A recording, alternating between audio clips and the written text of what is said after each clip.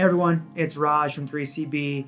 Lakers' young promising wing, Talen Horton Tucker, THT, is roughly 4 weeks removed from surgery to repair a torn thumb tendon on his right dominant hand.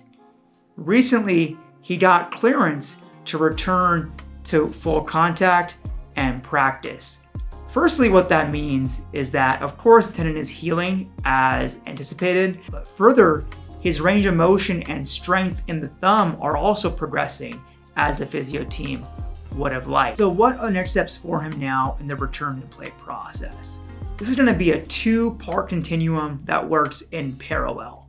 Firstly is moving from isolated basketball activities to more game-like situations.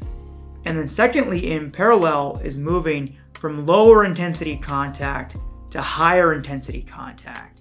So for example, a couple of days ago, we saw him doing some inside out dribbles, right? That's an isolated basketball activity with a mild level of contact with that thumb. And then he'll progress towards more game-like situations. For example, pick and roll, navigating traffic, going on his jumper, etc. And then as he clears that, they'll move into one-on-one with training staff, 2-on-2, 3-on-3 with coaching staff and training staff as well. And as he clears those hurdles, he'll eventually move into practice.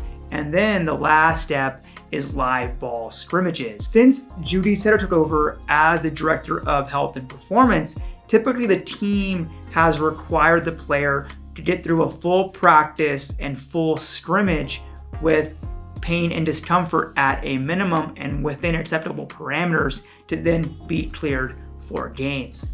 Considering THT's been out for about 28 days, I imagine this process will take around 10 days, and that puts him right around that 40-day mark, which has become the benchmark for these surgeries in recent years for NBA players. For example, Chris Paul returned from the same injury and surgery in 39 days. Once THT is cleared to return to games, he'll still very likely be on a minutes restriction, and Coach Frank Vogel has hinted at that, saying they'll bring him along slowly.